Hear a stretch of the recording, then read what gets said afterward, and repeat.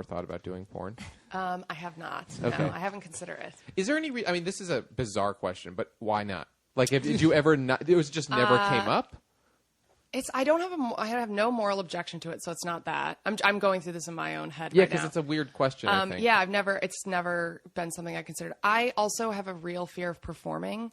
I wouldn't say that. I have a fear of people watching me do something, because when I was younger, I was really shy and like introverted, and so I would just always like people not to be paying attention to what I was doing.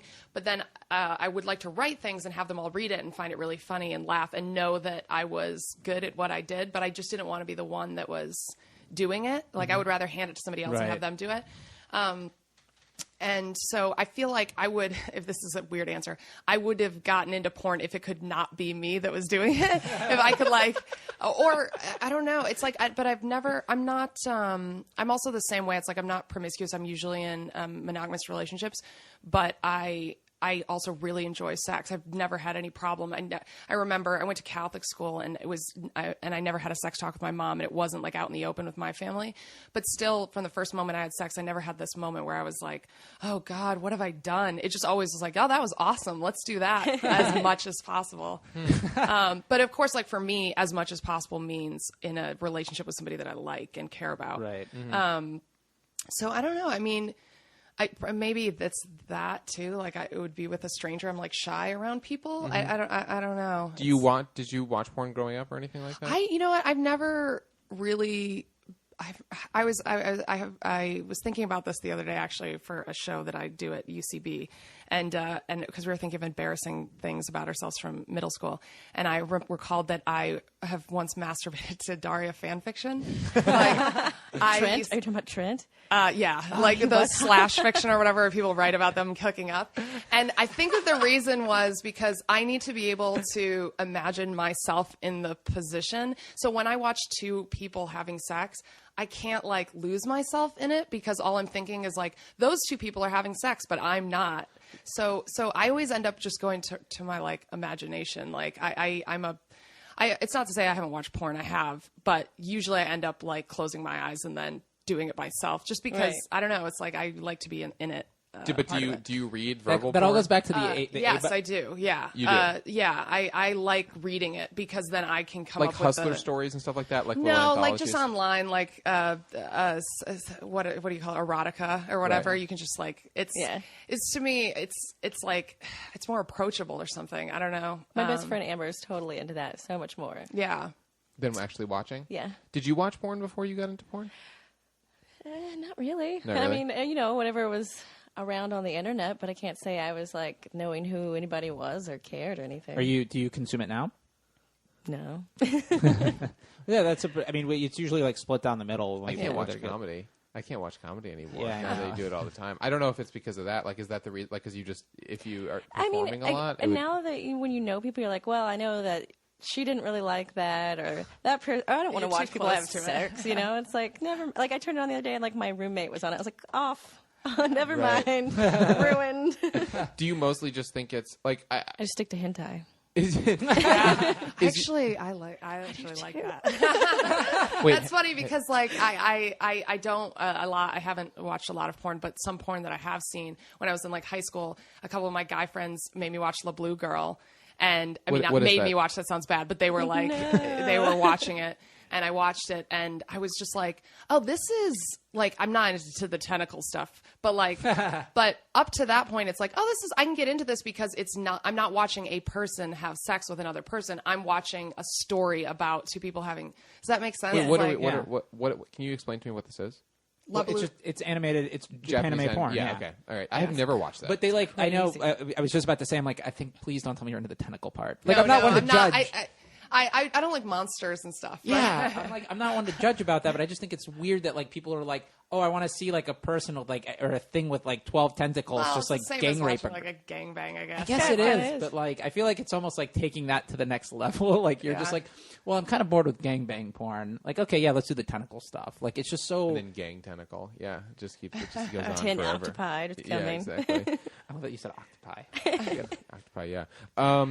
Okay, so when you came out to L.A., like, Did you know anything about the industry? Did you like have a mentor, or are you just like, I'm moving out there and people are I mean, gonna just hire me? like, well, I came back and forth for a long time. I actually just moved a year ago. Oh, okay. So I came back and forth for about 2 And you're years. based in Kentucky? Mm-hmm. Well, Okay. Indiana. But like, I lived literally like Ohio River, Kentucky, Indiana, hometown, college. Whole 20 minutes. Ready for the first break, Jay? Oh yeah, then we'll get back to the other questions. Sure. My name is Megan Gans, and you're listening to the Morning After podcast, and there's no pressure on my intros. That's great. That's Absolutely very not. true. Yeah, Yeah, there's no there pressure isn't. at all. You're just a comedian for a living. No, that's great. So Missy, I wanted to sort of follow up when you came out here. Like, do you have a contract? Or were you working for independent stuff? Or like, I was just freelance, and then I got an agent in December. and were you like the fact that you had tattoos? Did that change anything about how you got booked? Yeah, it's definitely an issue. It's because I don't have necessarily like a punk rock look with tattoos, but I can't be a girl next door because I have tattoos, even though I obviously live next door to people. So I don't know. Right. But yeah, it definitely has issues. And you were like going back and forth for a while, and like, did that make life strange back in like Indiana? Like, were you getting noticed there a lot more? Or? It started kind of happening because, of course, it's a small town, so everyone has the internet. And as soon as one person finds out, they're like, "Oh my God, there's a girl! I saw her naked on the internet." Right. Oh, she's at the grocery store. Actually, there was a Craigslist ad once that was like, "I saw a redheaded girl with tattoos at the grocery store." I was like, "Probably only me because it's the smallest town ever, and I think I'm the Right. only one with a chest tattoo." Right. So But it this was was during weird. your misconnections phase? Yeah, right? Oh, God, my favorite part. No, it really wasn't that awkward, though, because it's such a small town. I already knew everybody, and everyone already established, like, what they thought of me, and it wasn't a negative thing. They're like, I think a lot of people thought negative of it before, and then when I got into it and they already knew me, they were like, well, maybe what we thought of those people isn't necessarily true. Wow, that's like a rare positive story. Like, Yeah. where Yeah, people it's have like an Lars open and the mind. Real Girl. Like, that would never happen either. Right, exactly. Apparently it did.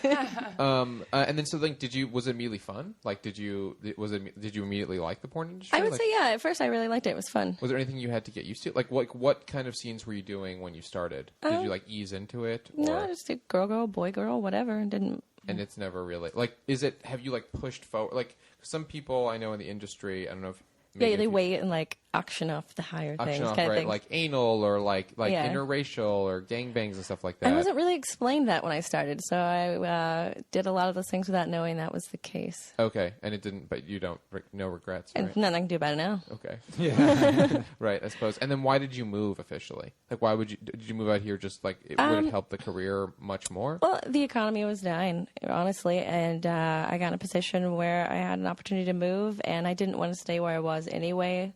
It was just a matter of finishing school, so I actually ended up just dropping out and moving. I went through a really bad breakup, and I had been putting off moving for a long time, and I just finally did it.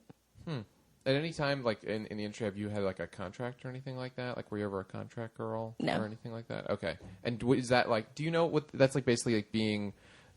That's like you only do a certain amount of For a scenes certain company. For a certain company, a salary. certain amount of. It's like it's like being. It's like the way actors used to be with certain studios. And you have a Yeah. holding deal with someone. Yeah. Yeah, exactly. Like you do like a few scenes a month, and you get paid a salary. So you could probably make more money as an independent free agent person, but Right. you'd work a shitload more. Oh, okay. And then if you weren't making, if you just didn't get a job, it's like freelancing. Yeah. Then Yeah. you just go without money for like a while until you get another job. Yeah, Right. yeah. And is that something like you'd want to do, or do you like the independence of it? I think I would be very surprised if anyone offered someone that was heavily tattooed a contract. Because Really? the only companies that really have contracts are like Vivid and Digital Playground, and those are quite a different look. And that's not changing at all. Yeah, that's a good Not point. really. It is. It's a very specific look. Yeah. I mean, most of the girls we've had on a lot of Digital Playground girls. They're all really awesome, but they do have kind of like a, I don't think any of them have tattoos. No. that we've Or if had they on. do, they're fairly hidden, or like small or something like Or they're that. probably paid to get them lasered off. Yeah, or it's just a Playboy bunny, like just a little rabbit. Right. Yeah. Right. Now, right. is it like you guys look down on those bigger companies for not doing sort of a niche like No, I mean, independent thing? Everyone has their reasons. I would say with the internet, it's definitely changing what is marketedly attractive because, those girls would sell 10 years ago. And I would say they probably still sell today, obviously. But like with having Twitter and Facebook and personal sites, you want more of an interaction with the person that you follow. And if you can't get that interaction, what's the interesting part? Because this girl might be attractive in a different way, but not considered mainstream attractive, but she emails you back. Like, you're much more into that personal connection. You might like your favorite writer, and you go meet him, and he doesn't pay any attention to you, and you meet someone you kind of like, but then they're a really good person. You're like, you follow them more, you know?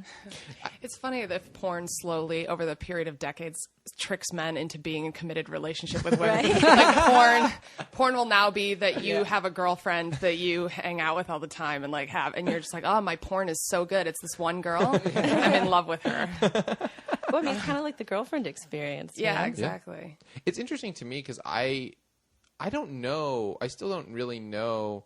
I've met so many people that perform in porn over the last year because of this podcast, but I still, the original, when we started this podcast, it was because I was telling a joke about porn about how I didn't want necessarily, like, I enjoyed the emotional distance I had from having porn stars. That's what allowed me to enjoy, like, the almost like feral intensity of the sex, you know what I mean? Sometimes. So like, but not knowing who they were, like, if it were my friend, like, if it were my friend, that would almost be harder for me to lose the fantasy because then it's not really a fantasy. You know, how much porn do you actually buy? I would rent from this gay porn star. There was a small hetero section that I would rent from, so I don't really buy that much, but I would rent a decent amount. But regardless, it's just interesting. I still don't really know how far I want that distance to be because it's sex, I guess, because there's like some emotion with sex sometimes for me if I'm lucky. Then I suppose that I want like that sex to be distant. I don't know. It's like if I'm in a relationship, like I will want sex, but then I will also want time to masturbate. Like it's a totally separate thing. Totally. But it's weird that I've met people. It's like when you meet people now on the podcast, it's harder sometimes to watch them later. But there are also people who follow every convention around the country to meet you at every one of them. Yeah. And there's some people that are really dedicated and want to know everything about you. What's that like for you? Like, how often do you have any fans that have kind of like crossed the line? I can't say that I have. I got recognized a lot at Comic-Con actually, and there are usually people I just like want to hang out with anyway. I don't know. They're usually cute little nerdy dudes. Actually, someone came up and recognized me and Michael, and he was like super hot. I was like, "Well, how are you? you want my number to send me that picture?" I think that's what it has really evolved with nerd culture in general, and like especially this year with like what Chris Hardwick's kind of done with like kind of all the stuff he's done with G4 now. He's got a show with like BBC and stuff. It's definitely brought it out into a different. It's almost like when I hate to use this example, but like Hot Topic, when that really like took off and became super corporate. I'm not saying that nerd culture necessarily has become corporate, although everything. I mean, I guess everything has a corporate angle to it, but I just think that's really interesting because I remember when I was at Comic-Con in 2008, I was like, oh wow. I was looking around. I'm like, yeah, these like nerdy girls are really, really attractive. And then like I noticed, I was like, hey, a lot of these guys, I feel like I would see at a bar in Pacific Beach, which is where I lived in like a total like bro neighborhood. And I was just like, this is ridiculous. And I kind of realized like that was the year of the shift, I guess, because like that absolutely now if you do a show at Meltdown Comics, like, I feel like I would see those people anywhere. Like, it's not like they're, like, going, oh, I get to go to Meltdown, like this niche, you know? It might be that once the girls come to anything, then all the guys come. Yeah, like, absolutely. It's like the girls found that nerdiness, and then, now there's a ton of people at Comic-Con every year. I find it weird, like, when people consider, like, oh, I watch Doctor Who or because I'm a nerd, and it's like, but, like, a lot of those shows, like, I don't think there's anything nerdy about them. It's just if it's really well written, what's the geek angle? You know what I mean? Like it's not like it's like saying Lost is nerdy. Right, exactly. It's not like specific. I think I'm trying to think of a good example. Like, I guess you could say one of those Stargate spin-off shows. I could see that being nerdy because it's so specific. And they call our show, they call Community really nerdy a lot. And I think it just means now that you have an incredible interest in your subject, whatever you're doing. Right. Like, you put a lot of thought into it. I mean, we have episodes that reference other episodes that are like layers upon layers. And the reason that attracts nerdy people is because they like to fully engage with whatever they're watching. They like to have give and take. They like to know that it's listening to them as much as they're listening to it. Sure. I mean, people, they love that we're all on Twitter. Like, a lot of the writers are on Twitter, and we like talk to them and have some interactions with them. Absolutely. Really? So so that would be it more than almost the actual subject. The subject of what? Like the subject of whatever the thing that they're nerdy about. Like, is the interaction in the I think so. It's like, most people are driven to nerdy things because, I don't say most people, I guess, but at least I was driven into what you would call nerdy things because I didn't have a lot of friends. I couldn't figure out how to make friends the regular way. Mm-hmm. And so I just became really interested in things. And then because of my interest, then people were interested in me.